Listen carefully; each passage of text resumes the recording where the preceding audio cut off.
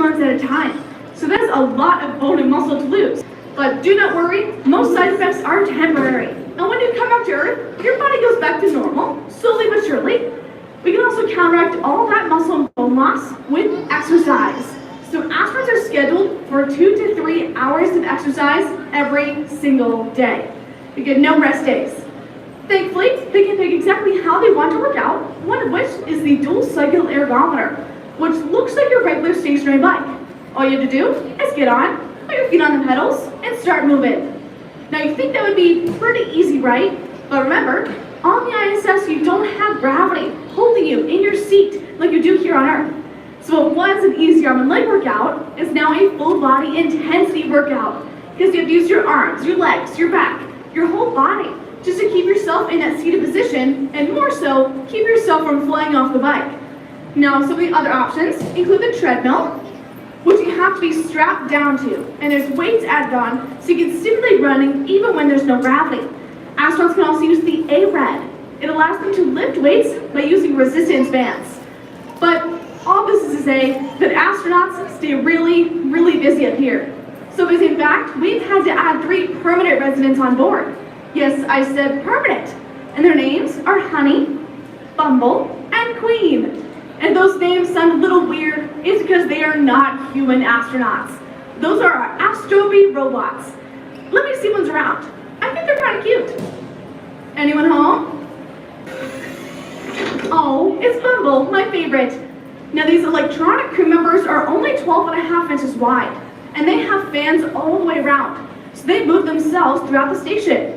They're also equipped with 6 cameras, that's 1 on each side, a touchscreen, and a perching arm, so they hold on to railings and help with tasks.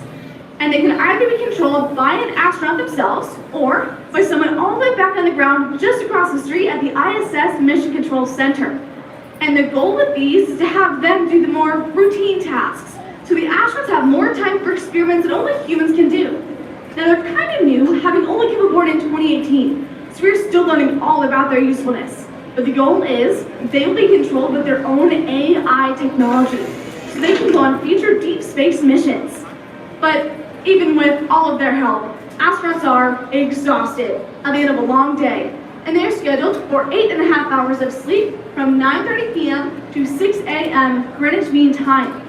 But sleeping on the ISS is not very easy. For one, it's moving constantly, really, really fast, like 17,500 miles per hour fast. That breaks down to about 5 miles per second. And they're making an entire lap around the world once every 90 minutes. Because of this, the astronauts on board actually see 16 sunrises and 16 sunsets every single day. Now that can make it really hard to sleep.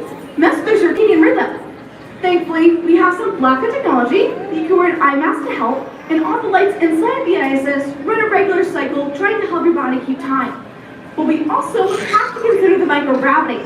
See, if I just put a bed right here and try to sleep, the bed's gonna float away, I'm gonna float away, no one's gonna sleep at all.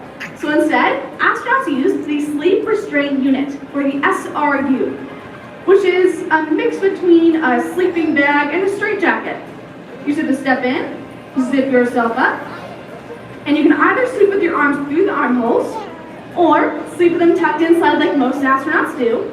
And then the very last step is to strap your head to your pillow. And if you're thinking, that looks ridiculous, why would I strap my head down?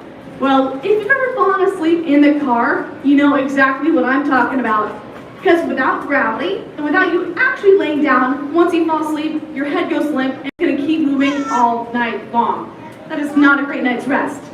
But the main question I get is, Aubrey, how do you decide who sleeps on the wall and who has to sleep on the ceiling? That looks so uncomfortable. But in microgravity, there really is no up or down. Each direction feels exactly the same. So up is just whatever way you're facing. But as all of you have seen today, we've gotten really good at living in space. We can eat, we can sleep, we can exercise, they've grown plants, and they perform complex experiments every single day for the betterment of all humanity. But none of this would be possible at all without the hard work and dedication from these brave astronauts over 22 years consecutively.